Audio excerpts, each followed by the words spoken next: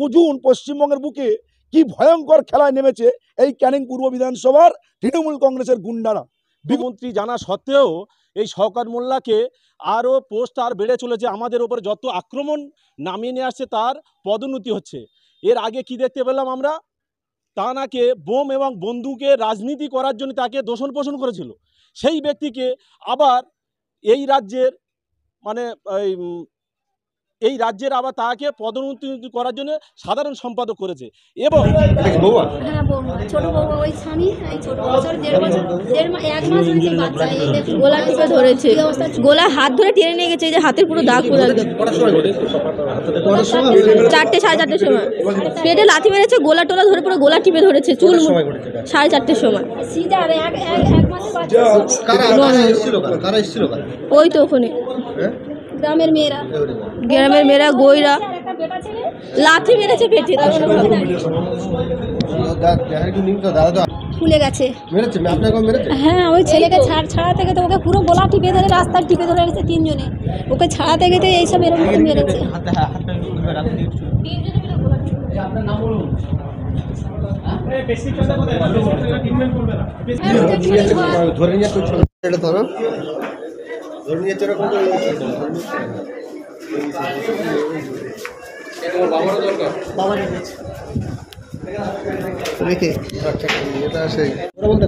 TMC পার্টির লোকরা। নাম হচ্ছে কি, ছেলেরা আসতো, ওর গার্জেনরা সব নেতা নীতিরা, আর ও ছেলেদেরকে পাঠিয়ে দিত ওইসব কাজে। শ্যামল দাস আছে, আর বেজার দাস আছে, তারপরে সুব্রত দাস আছে, তারপরে আর একটা ছেলের নামটা কি আমার স্মরণ আসছে না। হ্যাঁ, সব টিএমসি। এই ঘাস ছিঁড়তে গেতে ওরা ওই সারা গ্রামের লোক, বউ থেকে আর সারা গ্রামের লোক থেকে সবাই এসে আমাদেরকে মারে। ওই জায়গায় গেছি বলে না, 2-3 গাড়ি পুলিশ আসছিল, ওদেরকে কাউকে কিছু বলেনি। আমাদেরকে আরও বলছে আমার ছেলে ওই অসুস্থ বলে থানার বড়োবাবু না কে, আমি ঠিক বড়োবাবু যত সময় বলে মেরে ফেলে দেয়নি তো, এরকম করে স্যার উপজিয়ে আমাদেরকে এরকম বলছে।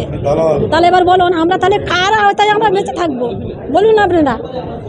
দাদার পুলিশের অনেক নেতা আছে, অশোক প্রামাণিক, দিলীপ দাস, মিথুন প্রামাণিক, তারপরে হচ্ছে কি আবার ওইসব নামগুলো আমার এখন মনে আসছে না। হ্যাঁ, সব টিএমসি লোকরা। আমার নাম কাজল মণ্ডল। কোথায় গেলে কোনো সুযোগ সুবিধা নেই, কোথাও বাজারে গেলে বা কোথাও হসপিটালে গেলে, আমাদের ওখানে হসপিটাল আছে, কেউ করবে না। তাই জন্য এখানে এত দূরে আসতে হয়েছে, বাড়ি মঠের দিকে। না, হয়নি মঠের দিকে, না। ওখানে গিয়েছিলাম, কোনো চিকিৎসা করবে না। চিকিৎসা করছে না করার মতন, ফেলে রাখছে, করছে, এত কি আর করছে না। তাই জন্য এত দূরে আসতে হয়েছে সন্ধ্যেবেলা বাচ্চা নিয়ে। ব্লিডিং হচ্ছে আবার আমার। বাসন্তী মণ্ডল। দেখুন, আজকের ক্যানিং পূর্ব বিধানসভায় গণতন্ত্র বিপন্ন।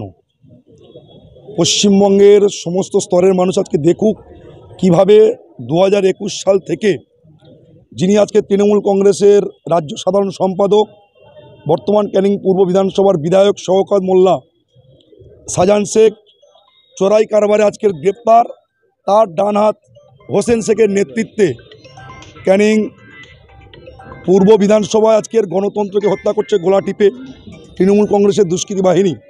আজকে বিজেপি কর্মীদের নিজস্ব জায়গা জমি রয়েছে, সেই জায়গাটাকে দখল করার জন্য কয়েকশো তৃণমূলের হারমাত বাহিনী সেখানে বাড়িতে চড়া হয়ে হাতে লাঠি, লোহার শাবল, আরও অন্যান্য আগ্নেয়াস্ত্র নিয়ে আর বাপন মণ্ডলের পরিবারের উপর অত্যাচার, মারধর।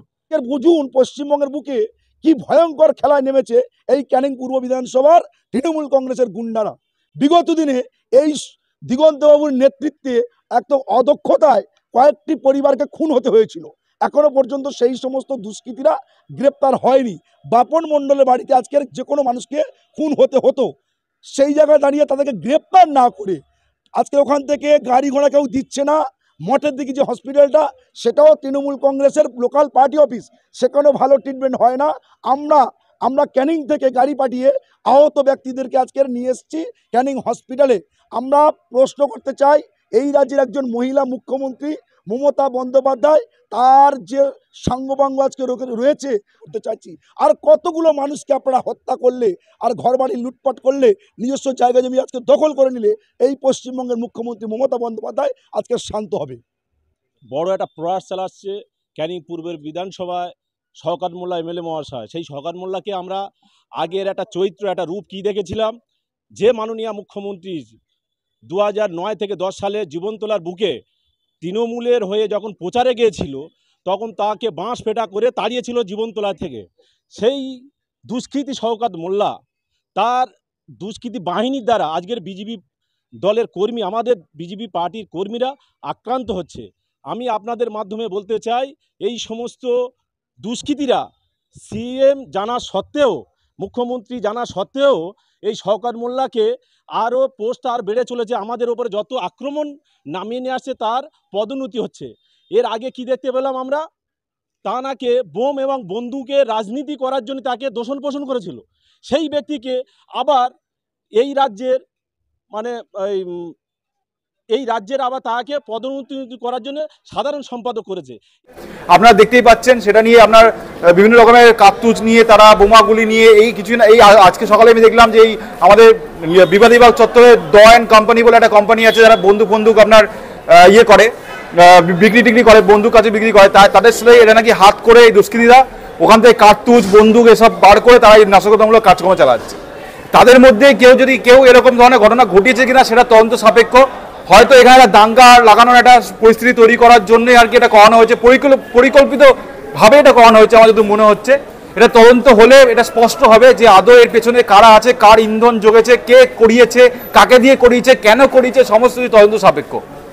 আমি পুলিশ প্রশাসনকে বলবো, মাননীয়ার যে পুলিশ প্রশাসন আছে তারা যথেষ্ট দক্ষ পুলিশ প্রশাসন, তারা STF এর মাধ্যমে এই যে কার্তুজগুলো উদ্ধার করেছে, যেন এই লোকটাকে যাকে ধরেছে তাকে যেন প্রপার ইনভেস্টিগেশন করে এবং এর পেছনে কে আছে, বাংলাদেশি যোগ আছে কিনা, বা কোনো দুষ্কৃতিমূলক আছে কিনা, বা কোনো পার্টির যোগ আছে কিনা, বা আমাদের রাজ্যের বাইরে যে বিহার, ওই যে আপনার বিহারেতে আছে একজন কে আছে, ঠিক আছে, ওই জেল থেকেই আর কি নাশকতামূলক কাজকর্ম চালায়, তার যোগ আছে কিনা, এই বিভিন্ন রকমের ইনভেস্টিগেশন করলে বোঝা যাবে। এটা বেসিক্যালি আজকে আমাদের পশ্চিমবাংলায় যেটা হয়েছে যে এখানে যেহেতু এটা বর্ডার লাগোয়া একটা রাজ্য, এখানে এই ধর্ম নিয়ে রাজনীতিটা হচ্ছে একটা খুব বড় একটা ব্যাপার। এই ধর্ম নিয়ে রাজনীতি করতে করতে আজকে আমাদের কোথায় আমরা এসে পৌঁছেছি দেখুন। মানুষের কাছে চাকরি নেই, স্বাস্থ্য ব্যবস্থা আজকে এই অবস্থা বেহাল দশা, মানে মানুষের কাছে ন্যূনতম যে কখনোই করা হচ্ছে না, সে মসজিদ হোক, মন্দির হোক, গির্জা হোক, যেখানেই হোক। তো একটা জিনিস বুঝতে হবে যে এই যে যাকে ধরা হয়েছে সে বলছে নাকি হিন্দু করেছে। এবার ব্যাপারটা হচ্ছে এখানে অনেক চক্রান্ত চলছে, যদিও আমি শুনেছি যে সে আদৌ হিন্দু কিনা সেটা নিয়ে একটা বড় সড়ো প্রশ্ন জেগে গেছে। কারণ বারুইপুর যে জায়গাটা এখানে বলা হচ্ছে, সেখানে নাকি বলা হয়েছে যে সেখানে নাকি মুসলিম কমিউনিটির লোকেরা বেশি থাকে। এবার সেখানে একজন হিন্দু ঢুকে এরকম প্রস্রাব করে দিল এবং তাকে নাকি তারা ধরে প্রশাসনের হাতে তুলে দিয়েছে। প্রশাসন সেটা নিয়ে ইনভেস্টিগেশন করছে যে কি হবে না হবে, সে আদৌ হিন্দু কিনা সেটা নিয়ে অনেক প্রশ্ন জেগেছে। তো আমি বলবো যে এটা খুবই খারাপ, যেমন নক্কারজনক ঘটনা, যে এরকম ঘটনা না হওয়াটাই কাম্য। এবং এই ধরনের যারা আছে তারা, আমি বলবো এদের হচ্ছে দুষ্কৃতিমূলক কাজকর্মগুলো, এবং বাংলাদেশ থেকে প্রচুর লোক এরকম বর্ডার পার করে এখানে এসছে।